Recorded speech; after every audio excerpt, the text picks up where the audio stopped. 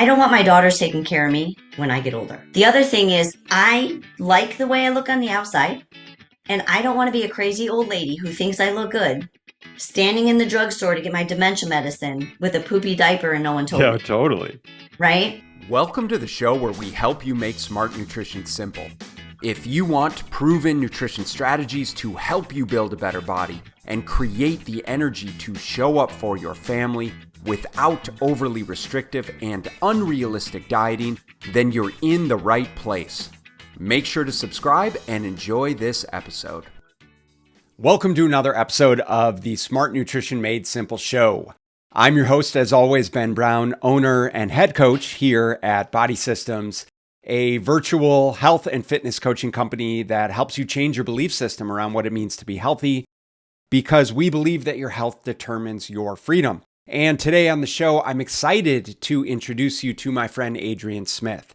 Adrienne is a mechanical engineer turned longevity and peak performance specialist. She has 34 certifications and more than 26 years of experience spanning strength training, corrective exercise, bodywork, nutrition, and longevity. And for the past 16 years, Adrienne has owned a training facility catering to a diverse clientele, from athletes to seniors and everything and everyone in between.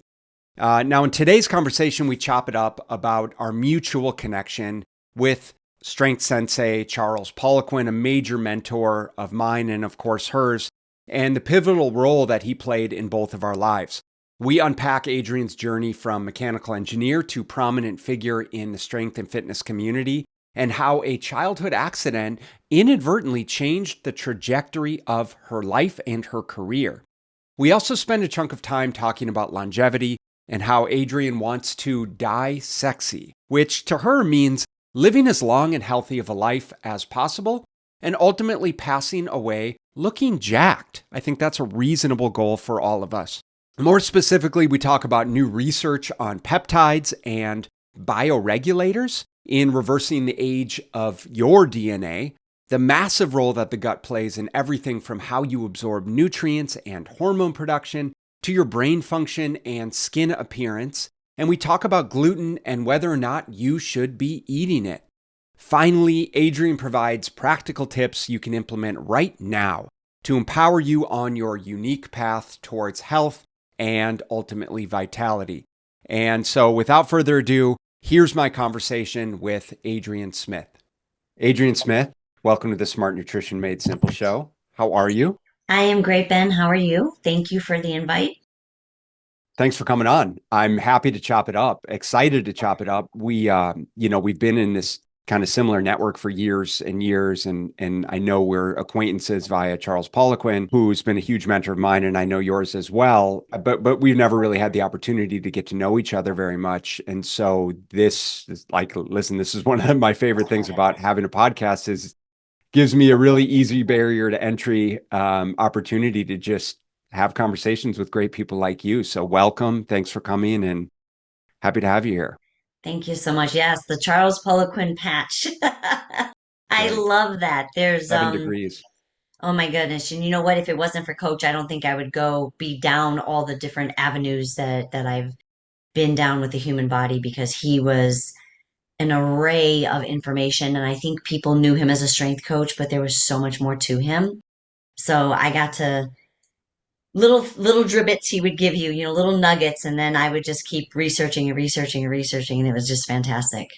I think he was a masterful connector at the end of the day. And I don't know whether he realized it or not, but like I said, 7 degrees of Charles Poliquin is like, I don't know if it's just by virtue of like all the seminars and courses and the power of being in a community with people in person when we still did Mhm. those things or what have you, but he's helped create some tremendous connections for Mhm. me, and I'm sure for you as well. Well, let's take a step back from CP, and for those listening that don't know who you are, tell us a little bit about you and kind of what you do and kind of how you got started I started off as a mechanical engineer for the automotive industry, and in Ohio. somehow, yeah, sure Okay. did.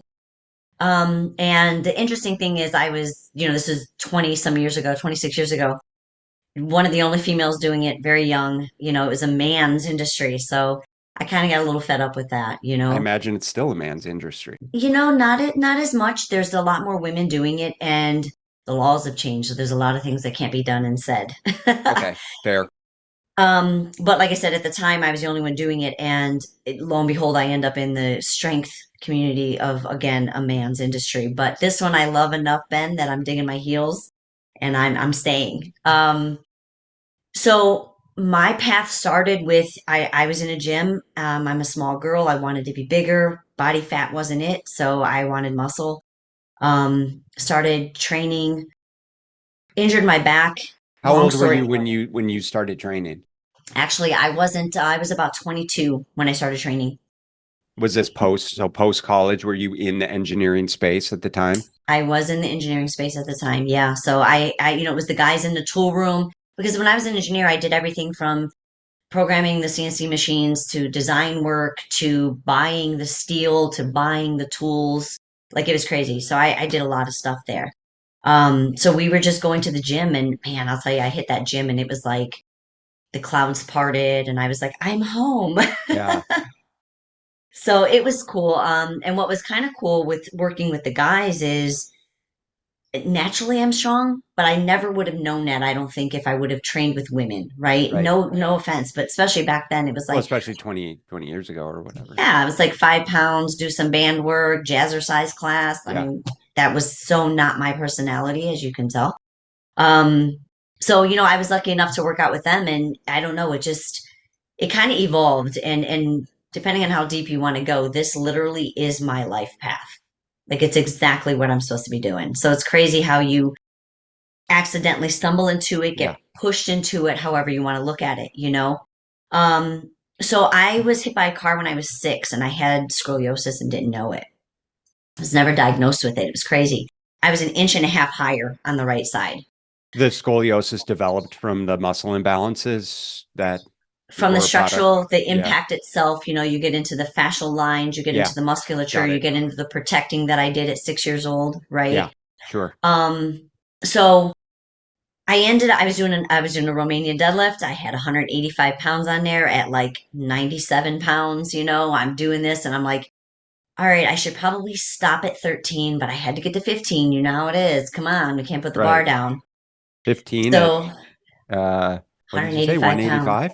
Yeah. That's impressive Yeah. for I mean, 95 it's pounds. not impressive now, but back then it was No, impressive. right. Now I'm like 185. What is that, child's play? Yeah, 95 pounds. That's incredible. Yeah. So I ended up rotating my SI joint, ended up in chiropractic office. Engineering kicked in when I saw my x-ray and it was like long, short, short, long. How do the muscles go? What do they do? What exercise do I create to put my spine back? Okay. So about 3, 4 years into my studies with that, I found accidentally Paul Chek. So he became the corrective exercise person for me Yeah. for about 7 years. That was my introduction into this world as well, which Oh my God, that's so cool. is super interesting. But yeah, I Yeah. started studying with Paul Chek before Poliquin. I think Chek was the introduction for a lot of people into Poliquin, but because Chek learned so much from Charles. And I did like their golf biomechanics. It was like Yes. my first course. I think it was like 2006. So I was like 1 year removed from graduate school. Mhm. And it was just like, yeah, it opened my eyes to this whole nother world because I'd been in academia for my entire life. And it just opened me up to this entire different way of thinking about things, nutrition, health and fitness, Mhm. mindset, all that kind of stuff. So that's amazing. Yeah, absolutely. I mean, I think by the time the golf one came out, which I too took, I had already taken scientific core, back, shoulder. I've done the 4 doctor quadrant one. I've Yeah. done the golf one. I mean, so how I ended up finding Charles through him was I'm like, okay, I've done them all. What's left? Well, the only thing left was program design. So I took the course. I'm like, why are they talking about this Charles Poliquin guy, but he's not teaching it, Hmm. right? So here's a funny story. I'm calling Atlantis, right? The equipment, the gym Yeah. equipment, Atlantis. And at this time, I hadn't met Charles yet. This was forever ago. 2000 and, my God, let me think, 2007-ish. I'd already done all the check stuff. And I'm talking to Yogi at the time. And I'm saying something about Charles. I'm like, I'm I've heard about your equipment through this Charles Poliquin. And he goes, oh, he's here. And I'm like, oh my God. I was like, you would have thought it was like a rock star. I'm like, Right. wait, he's there. Can I talk to him? No, I don't want to talk to him. Can I talk to him? No, I don't want to talk to him. So that's kind of how I actually talked to Charles the first time, which was kind of cool. And then he started doing the seminars. Like I became more familiar with the seminars. So I started Sure. traveling, doing all that. Funny story is the first time I go to a live in-person seminar with Charles, I'm like, okay, do not cuss, right? Like you can't cuss. Adrienne, Oh, don't cuss. yeah. Okay. So I sit right in front of the front seat. I'm like, I'm going to collect all this information, right? I did not come here for nothing. And he starts talking, and I'm like, yes, I can cuss. That's yes, you It most certainly was, can. it so was relieving to me. Um, so needless to say, I basically stuck my head up Charles's ass at that point, and it was just like everything and anything that he mentioned or talked about, which led me down the path of so now corrective exercise. Now I'm a strength coach. Now I do functional medicine. I do longevity and peak performance. I'm a gut specialist. I'm a brain specialist. So, oh, and I do 9 modalities of body work at this point. So yeah, you're certainly a jack of all trades and certainly a specialist in all of those. I imagine just knowing you. And so with all of that, like obviously you've been doing this for so long, you're so experienced, you have so much education around it. Like what are the types of clients that you typically work with? I'm going to be honest. I have clients that I actually, this is going to sound weird, but I treat them in the womb. So my youngest client was literally a fetus. Okay. My oldest client is 84. She's been with me for 20 years. She still snatches and cleans and box jumps and she's amazing. She's on zero medication. She's never had, knock on wood, any injuries as far as like torn muscles or like nothing to be honest with you. So, um I work from everything from Gen Pop to pro athletes and pretty much anything in between because of me being able to do so much different things with the body. Sometimes they just end up on my table Yeah, getting, work done, professional athletes. And the next thing you know, I'm like, oh, dude, like, right, where's your magnesium? Where's your zinc right. levels at? Like, are you hydrated? Because this is not a muscle thing? So it just opens the door for more things. So a lot of my clients, come to me for one thing and end up coming for all of it. Got it. You mentioned longevity, and I know that's something that you express that you're really passionate about. So help me understand more about like what does longevity mean to you? What does it mean for your clients? How are we addressing longevity right now? Okay. Well, right now, generally speaking, I mean, you guys, we've all had access to people like Ben Greenfield and all them. So we can look at that as longevity and say there's a lot more information coming out about peptides now. And even though there's some gray area in that, right? Yep. Um, there's still ways around that. So you've got everything. Well, I mean, let's be real. The first thing is going to be eating clean.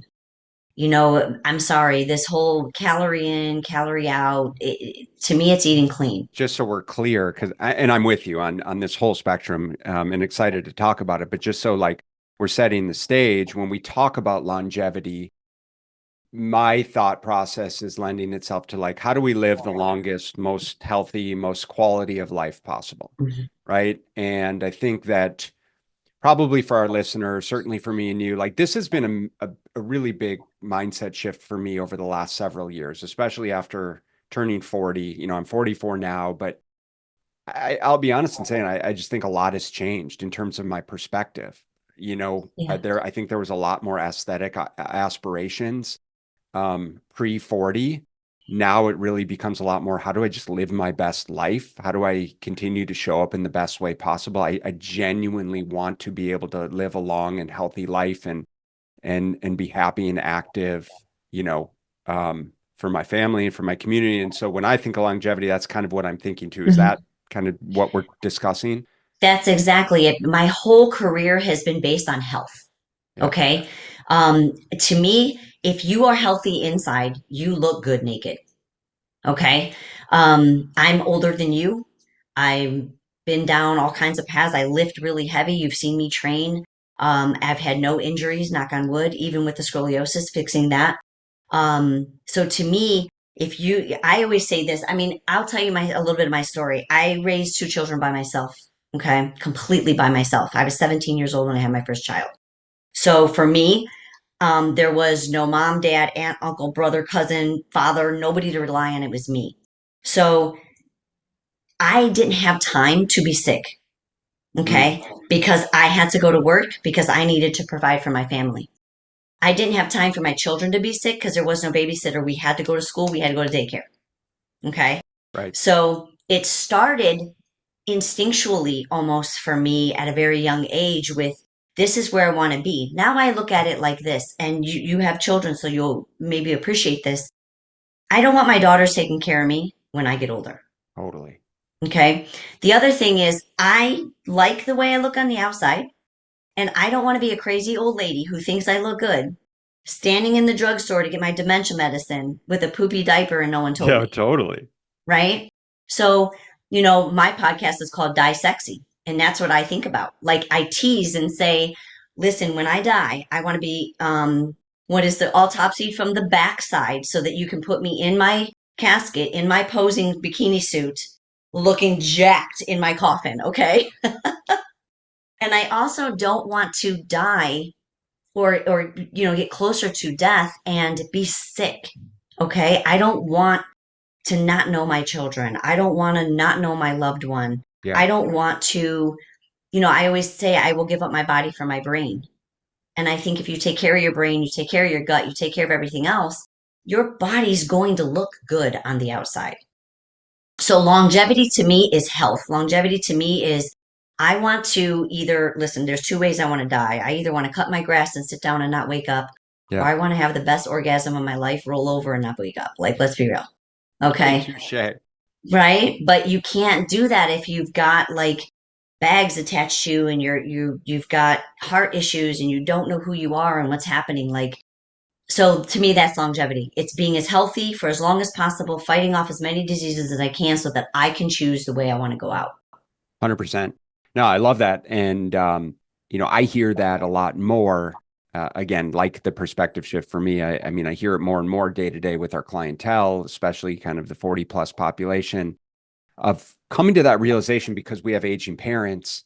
And gosh, I'm with you in terms of saying, like, I don't want to babysit my parents. And I know when I get to their age, when I'm in my 70s and 80s and beyond, I certainly do not want my kids babysitting me or, God forbid, wiping my ass or something like that. I can't Right. imagine anything worse. And I've seen it with my grandparents, seen it with my parents. Things have to change. And with the boomer generation, I think a lot of us now in our 30s and 40s and have that realization, like, holy shit, if I don't make changes, like I'm going to be in the exact same position. And so you started talking about, of course, the foundational principles around nutrition. And so we can certainly talk about those, but I also want to talk about the things that you think might be either misunderstood, might be lesser known aspects of longevity. I would love to talk about peptides if you feel like that's a big, important component, like the things that you really feel are the most important beyond the obvious. So I would say things like making sure your body's functioning well. So we can talk about peptides, like I said, because there's many peptides that are known to keep you healthy. They're not about adding muscle. I Yep. think some people, especially Gen Pop, might confuse them with things like anabolics, which they're not, especially Right. because most of them are in injectable form. They're coming out with new ones now. There's because of the injectable situation. You have C-Lank and C-Max, which are nasal sprays, amazing for the brain. Works on two different sides of the brain. One is going to add gray matter, synapses reconnection. The other one deals with things like PTSD, anxiety, depression, but in a sense of healing the brain part of it. Okay, so for instance, I work with my clients' DNA as well as their gut biome to determine how I'm going to use the peptides, which peptides I'm going to use, what bioregulators I'm going to use. Those are the new things that are coming around. Um, so if I'm looking at somebody that is genetically anxious, right? That's a thing. I cannot treat her for anxiety or him for anxiety, right? But if I can get their brain to fire correctly, get the neurotransmitters to work better, how much more regulated is that person going to be? So again, for me, it's root. It's root. What is the actual cause of the symptom that you're having? That when you start reversing that and working with your body, you have no choice but to get healthier. You have no choice but to provide. So I'll give you an example. I had a young girl that did a DNA test with me. She's 21 years old. She came back with the susceptibility for type 2 diabetes, heart disease, as far as the heart itself, as well as her blood vessels, um, dementia, and she was a power lifter, genetically a power lifter. Like that was like, I'm like, yes. But I said, okay, you're 21 years old. How much do you want to do this? Well, luckily, her parents were like, let's do it. So she's on the pancreas bioregulator, she's on the thalamus and the pituitary gland bioregulator. Talk to us about what are bioregulators. Okay, so this is cool. This is newer to the United States, of course. Bioregulators, peptides are multiple chains of amino acids. Like, for instance, HDH is 191 chain amino chains, right? Bioregulators are under four. Okay. So whereas growth hormone, BPC, TB, C-Lang, C-Max, any of those, they're going to work a lot more with different things in the Like body. more They have a globally, and they're you more got it secreting agents, right? right because they have more amino. Signaling agents, I should say. Yes, more signaling, so they're going to open the door for other pathways for things to happen. Bioregulators, with them being four aminos or less, they target the exact organ that you want them to. And these are in capsule form. Now, what's really cool, what people don't realize is these aminos, peptides, bioregulators, they are chains of food. They're pieces of food. They're food molecules. So again, food heals. But Mhm. what they do is they pull out the most important part, they narrow it down, they break it down. So if you think about bioregulators, you can say, okay, for instance, armor, right? That is a more natural way of dealing with the thyroid. Okay. Now I'm going to argue the fact that it's never your thyroid, but that's another conversation. Okay, for sure. So armor is the thyroid gland of a pig. Okay. So as we know, we've heard through carnivore diets and eating the organs of the animal, it's going to help whatever organ you're consuming, so on and so forth. And that's kind of what they've done, except they've actually taken those very specific aminos out. Okay. So they're like So glandulars in the they, supplement industry, but sounds like a little more specific. but on steroids, Yeah. right? Okay. Yes. So they're like jacked. Okay. So yeah, you take these and they actually go exactly to what you're using it for. And what's cool is they're also adding age to your life, right? Not just in the health, so that you're preventing certain diseases from being expressed as you age, but also adding length on by having you repair your body. They have them for the muscle. I'm on that one. Um, so when these got started, it was 50 years ago in Russia. And the military there had their guys were sitting next to these nuclear plants and nuclear missile things underground under the water. So they contacted this scientist and said, "Hey, we want to save our guys." He created these, and they also use them in the Olympics. When the team comes back, they give them bioregulators to help them repair and to heal. Okay, they're natural, Yeah. so they're not taking anything bad. You know what I mean? So interestingly enough, there was an American um, skier. Okay, you guys have heard of testing your biological age versus your gene age, Yeah. chromium age, right? So she was 31 at the time. Her age came back as a 51-year-old, right? Because Yeah. we forget that working out and training Yeah. is Just also a stress, stressor. wear and tear, lifestyle is you're essentially shortening your lifespan through all of those stressful Right, components, right? right, exactly. Plus, you got to remember she's in the mountains, altitude, things like that. So, needless to say, in 2 years, her methylization of her gene expression went from 51 to 33, even though she was not 33. She was still a little younger. Got it. So, it's all of healing the body, giving the body what it needs to support itself. So, again, longevity is looking at health prevention of aging disease. Yeah. And it's what sounds cool is like obviously we're factoring in obvious nutrition and lifestyle and sleep and exercise and movement components. But on top of this, now we have more scientifically supported and specific components that, as I'm hearing it, can really help you. It's almost like improving your DNA. What is it, like your telomere length? You're basically restructuring your DNA. Well, telomere length is different. That would be a different peptide, and they have those as well. But we're actually talking about the methylation of your genes, right? Okay. So this is taking it to another level. And what's really cool is for many years now, I've been using um, the gut biome of my clients, is like I said, as well as the DNA. Well, what's really cool is now there's companies putting the two together in one test. Okay. The big reason why is, your gut biome, your gut microbiome, I should Right. say, is going to help gene expression. Okay. So I don't think maybe people don't even realize this, but even in order to produce and use testosterone correctly, there has to be a certain Yeah. bacteria in the gut. Hey guys, I want to interrupt this conversation briefly with an exciting announcement. If you're a father and struggling to lose the pounds that have crept on over the years, I understand your challenge. You're juggling a successful career, a loving family, and now you're looking to regain that energy and physique that seems to have slipped away. And that's exactly why I created Prime Fit Operating System. Prime Fit OS is a unique hybrid coaching program designed specifically for men like you.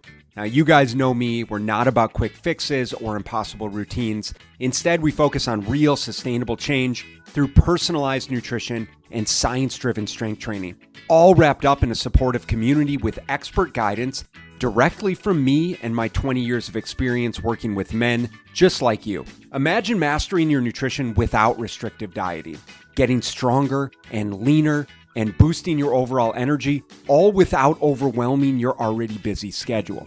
With Prime Fit OS, you're getting more than just a cookie cutter nutrition and fitness plan. You're embarking on a transformative journey that fits into your life, not the other way around. So, if you're ready to take the first step towards a healthier, leaner, stronger, more energetic, confident, ass-kicking you, join us over at Prime Fit Operating System. Trust me, guys, your family, your career, and most importantly, you will thank you for it. So if you guys are interested in getting started and want to find out more about the program, let's chat. Just head over to primefitos.com/call and grab a time on my calendar. Remember, it's your time to be at your prime. Well, let's Okay. roll into, because I know what a profound role the gut plays in everything that we're discussing, in health in general, and certainly in longevity. And I know you're such a good person to be able to speak to this. So let's talk the role in gut health. You're mentioning this gut microbiome. Like, what is it that you're referring to? And let's talk a little more specifically in terms of the longevity, or even signaling hormones and brain health and all that. Yeah, we can talk something as simple as just the gut lining. Okay, the gut lining has so many little circuits and electricity. I think of it as electricity, right? Something as simple as having leaky. So I don't know if you knew this, but 6 hours after a head trauma, you have leaky gut. Not to mention eating emulsified filled foods. Not to mention if you've had any kind of, even if we consider them a safe bacteria or parasite or pathogen, okay? If they start to overgrow, which they will in time if you don't take care of it, they can break down that gut permeability. Gut permeability breakdown is going to equate to brain permeability as well. So now we've got a breakdown there. If you talk about the vagal nerve stimulation, that not only gets rid of bad bacteria, but also keeps good bacteria where it is. Okay. So the brain and the gut talk to each other all day long. If you take something as simple as producing leptin in the brain, the Mhm. CCK transmitters are down here in the gut. If your gut lining can't pick up what's in your gut to tell your brain to shut off the hunger hormone, right? And I don't think people take time to consider that it's like a computer system, it needs to be signaled. And if you don't have that, those connections, it won't happen. Then you look at the actual bugs inside of your fish tank. All Right. right. I like to look at it that way. I mean, yeah, you can address the fish in your fish tank, but if you have water going all over your living room floor, it doesn't matter. So the first thing you got to do is seal up the tank, seal up that gut lining, make it strong. That goes from everything from peptides to, as you know, glutamine, aloe vera juice. I mean, you can go down all kinds of pathways as far as Yeah. that goes. Changing your food intake. Okay. So once you get that sealed up and that's kind of where it needs to be, now you start to look at what's really in there. You know, what good bacteria do you have? What bad bacteria do you have? What's the balance of the two and the array of it? Okay? I think when you look at it, like people say to me, because I am allergic to beef and chicken. I have been forever and a day. Oh, really? I think it's who I am. But, and I don't eat meat from a grocery store. However, I eat 29 sources of animal. And it's like, people think because I live the way that I do that I have such a small diet. I'm like, dude, I have a bigger diet than anybody else Yeah. because I get to eat so many different things. And I love food. Inside, I'm 600 pounds. I love food, right? I love the taste of it. I love to enjoy spices and herbs and I get bored fast too. Like a salad, boring. I got it, Yeah. dude. I got to have like 10,000 things in a salad in order to be happy. Yeah. That's why I like cookies and not cake because I want different, Right. different flavors, right? So I am, the more you can feed your gut, the better. Also respecting the clock system of the gut. All right. Believe it or not, depending on the time of day as well as the season we're in, different bacteria are going to be more, we'll call it active during those cycles. So respecting that also is going to play a part in the expression of genes as well as the type of bacteria that you have inside of your gut. It's such a huge factor in our health that, one of the things that stood out to me is certainly the gut brain connection. And we talk so much around, calorie intake and food choices and managing hunger and satiety. But at the end of the day, a lot of that is relegated to like, as you're saying, the type and population of the gut bacteria as those regulators, right? And Yeah, it's and if you have an overgrowth, then right. you literally will have malabsorption. Okay. Things like oral contraceptives for women, and at this point, I'm going to say pretty much any contraceptive, hormonal contraceptive, Hmm. causes imbalance in the gut. The other thing and it's interesting, I don't know if you've paid attention to the news lately, but even during COVID, CDC came out with this thing about, candida, the super candida. Well, it's not that it's super candida and you can't kill it. It's just that it's so prevalent in people nowadays and it's gotten smarter because in case we didn't know, you wipe out the bacteria. Let's say this. As a human being, if I were to take all of the bacteria out of your gut, you're going to die. Yeah. Okay? You can't live Right. like that. So what's happening is this bacteria and these parasites and pathogens and everything are getting so smart. Molds, oh my goodness, funguses, they create this biofilm.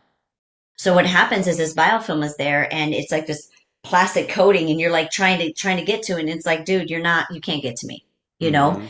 So you have to understand that there's this biofilm, you got to break down the biofilm, you got to get in there, then you can destroy it, if you will, to some extent. Not everything's going to come out.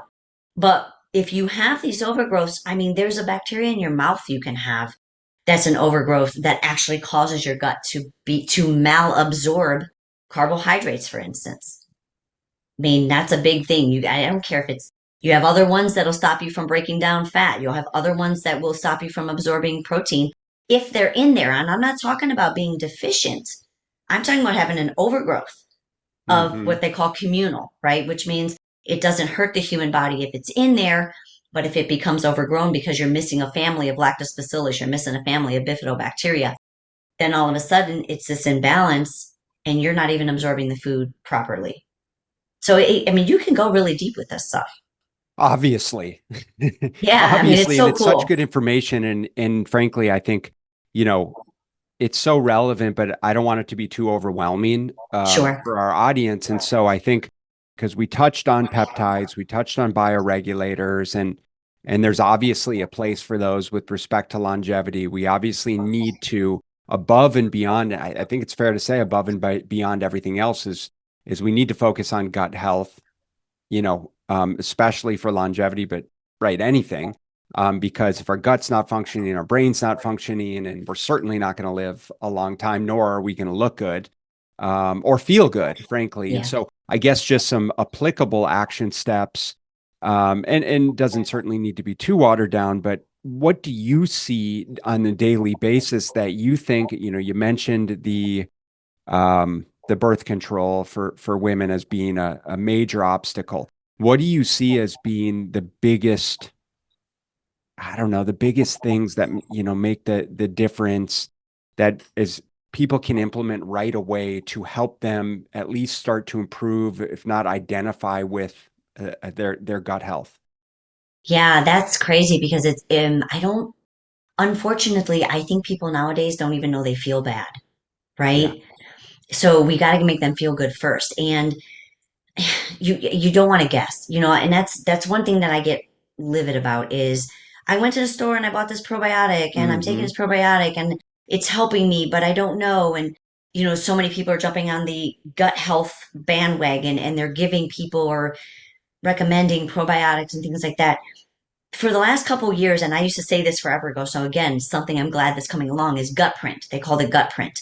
And they're saying that everybody's gut is specific to them as your thumbprint. Yeah. Okay. So understanding that, lactobacillus, we hear about that. We hear about bifidobacteria. We hear about, I mean, those are pretty much the two that you hear regularly, even from a doctor, right? There's thousands of strains of them Right.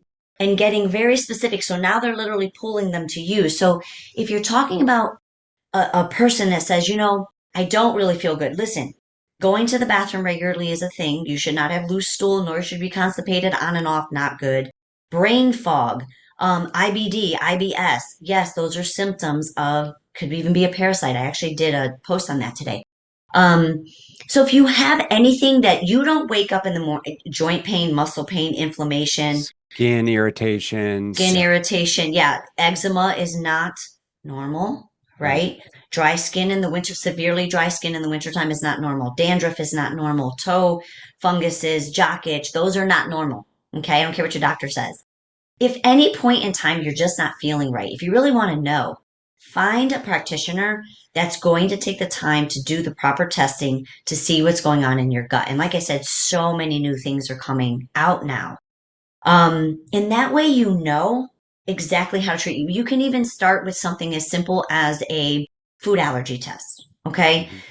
Because most humans have food sensitivities. We won't call it a full blown out allergy. We'll call it sensitivity due to an The leaky imbalance in gut. the gut, Yeah. right?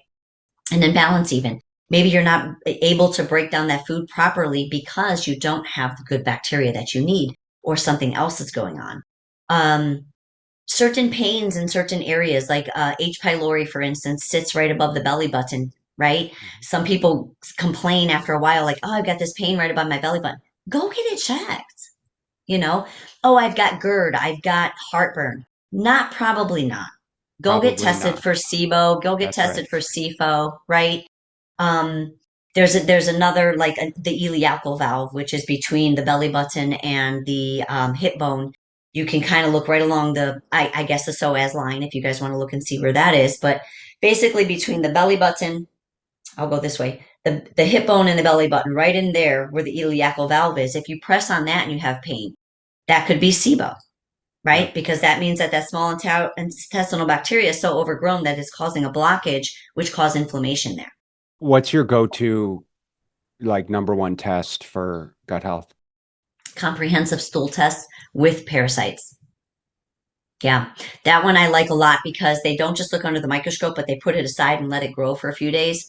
Because there's a lot of people that under the microscope won't show anything, and then a few days later it will actually grow in the So dish. then what are we assessing with that? Obviously parasites, then we're looking at the Yeast, candida population overgrowth. Yep, of bacteria, good, both good and bad, yep.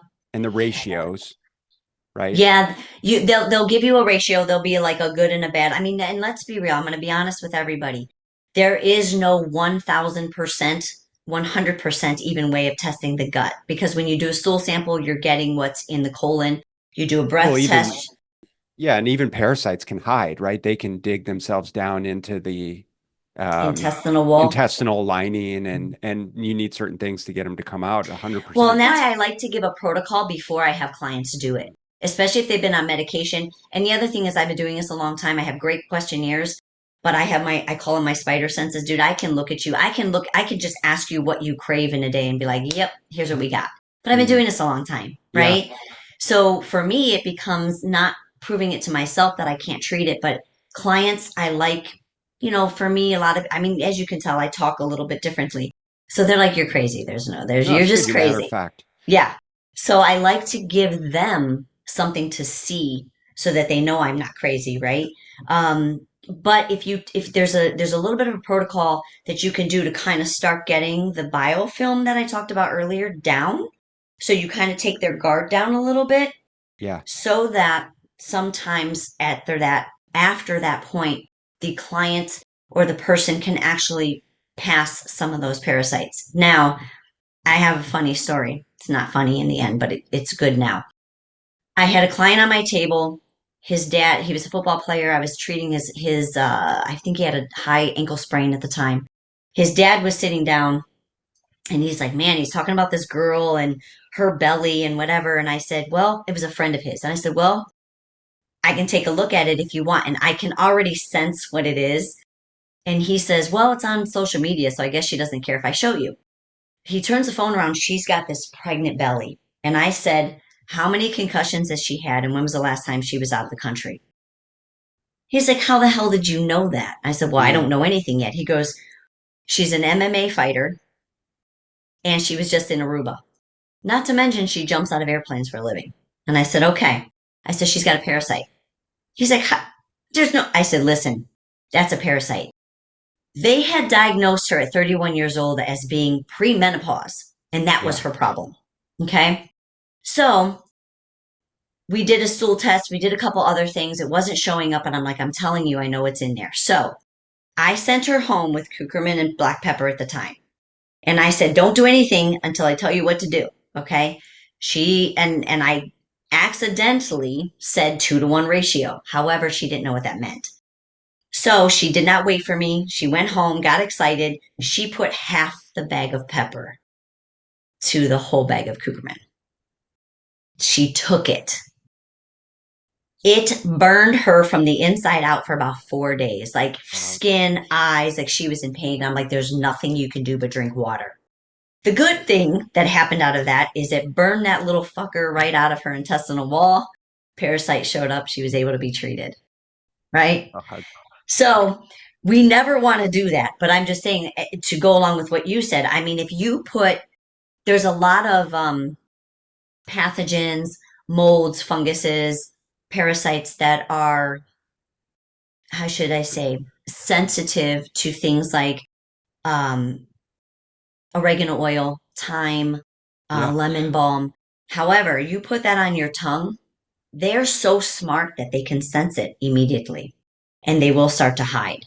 So that's why for me, if I have a client that I really know something's going on, but I know their lifestyle, I know they've been eating bad food, I know they've had this for a while, and I know that bacteria is going to be stubborn, I will actually give them a protocol to break down the biofilm first, give them some foods, clean up their diet a little bit to actually almost force it to be passed out, right?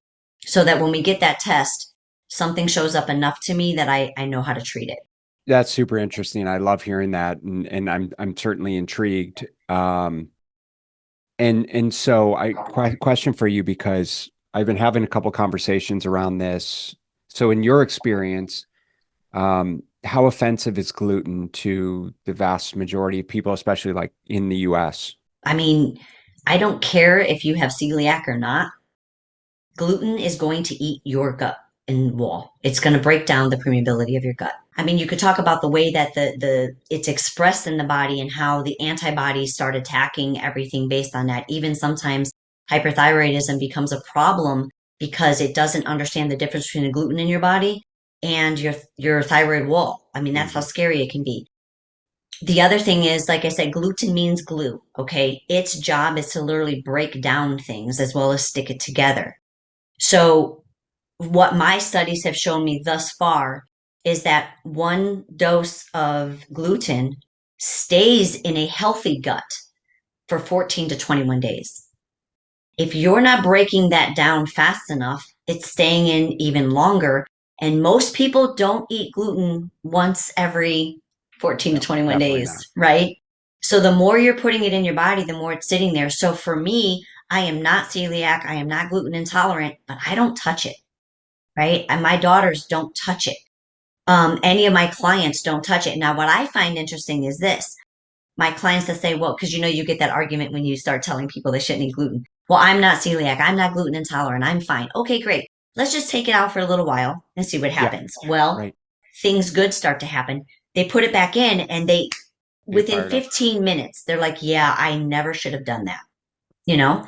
So try it and see. Now, I will tell you this because I have been rehabilitating my gut even up until today for the last 8 years because I'm learning now. I have like all these fast ways of doing things. um I can eat anything that I want and I have zero reaction to anything. And I've, other than, like I said, I don't touch chicken or beef because to me it's like, well, if I know I'm sensitive to that 100%, why eat it, Right. right? Especially when I have 29 other animals and I'm looking to add more, so if you find out any. um but All yeah, the I think other animals are almost all the other extinct, so you better stay away. So I mean, in the long run, if you're looking to, especially if you're in a phase of needing to rehabilitate before, gut health of maintaining, I would say just take it out and let your body heal. Yeah. There's well, I don't want to get too far down the rabbit hole with that. I'm not in disagreement. I think it's generally something that's extremely offensive for people, whether they acknowledge it or realize it or not. So it's just nice to be reaffirmed from someone like you who works with people on a daily basis and is obviously so educated. So, Adrienne, I guess how are you working with clients in terms of, I know you mentioned the peptides, the bioregulators. Is this something that certainly with respect to healing, with respect to longevity, how can clients work with you? How can they find out more about you? Okay.